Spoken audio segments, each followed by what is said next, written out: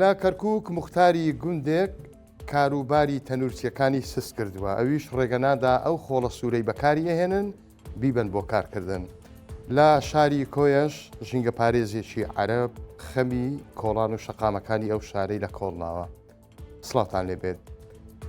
تاقیکردنەوەی وانەی عەرەبی پۆلی 12 قوتابیانی هێنایە بەردەم پەروەردەی ڕۆژاوای سلێمانی و داوایان کردیان وانەی عەرەبی حساب نەکرێت یاخود قەرەبوو بکرێنەوە.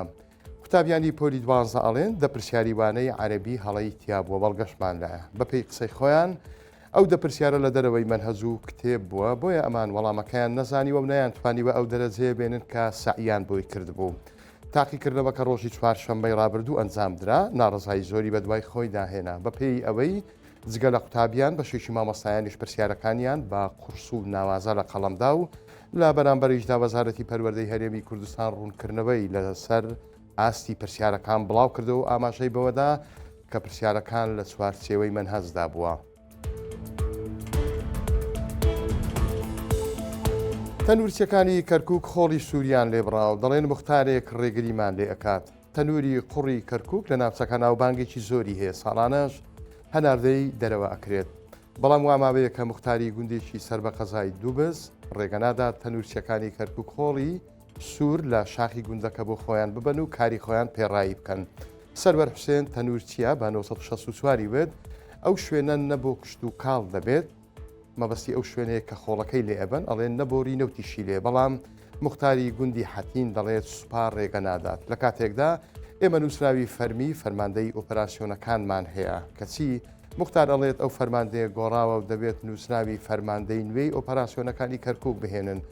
تەنووری کەرکووک جیالەوەی بە بەردەوامی بۆ تورکیا ڕەوانە ئەکرێت، ساڵانە نزیکەی 100 بۆ 150 دانەش هەناردەی دەرەوەی وڵات ئەکرێت، بە تایبەتیش بە وڵاتانی نەرویج و فینلەندا و ئەڵمانیا.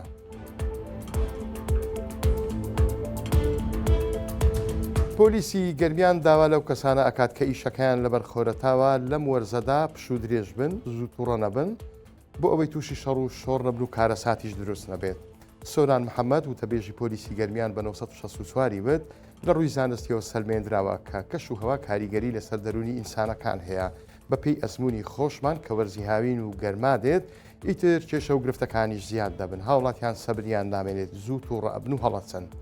بەوتەی وتەبێژ پۆلیسی گەرمیان چەندین کەیسیان هەبووە کە بەهۆی گەرما و ماندوێتیەوە کەسەکان کۆنتترۆلی خۆیان لەدەستداوە و لەسەر شتی بێبنەما ئازاری یەکتریان داوە.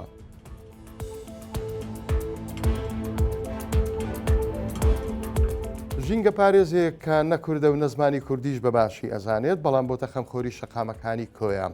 ئێستا یەکێکە لە خۆشەویستترین ژینگە پارێزەکانی شارەکە. تەمیم ئیبراهیم ناوی ژینگە پارێزەکەیە، پیاوێکی تەمەن 52 ساڵە و بنەتەوە عەرەبە و خەڵکی پارێزگای سەلاحەددینە، بەڵام ماوەی 16 ساڵە لە شاری کۆیا نیشتەجێیە. ئەو لە کۆمپانیایکی ژینگە پارێزەوە دەوامی خۆی تا نیوەڕوان بەردەوام ئەکات، بەڵام بەوتەی بەڕێوەبەرەکەی دوای دەوام پشوویەک وەرئەگرێت و دەست دەکاتەوە بە خاوێنکردنەوەی شەقامەکانی کۆیە. تەمیم بە 1964 وت لە ڕێی کارەکەم خۆشەویستی خۆم بۆ کۆمەڵگەی کوردی ئەسەلمێنم. فێر نەبوونی زمانەکەش بەهۆی خۆبە گەورە زانینەوە نییە، بەڵکو دەڵێت تەمەنم چۆتە سەر و توانای فێربوونی زمانم لاواز بووە.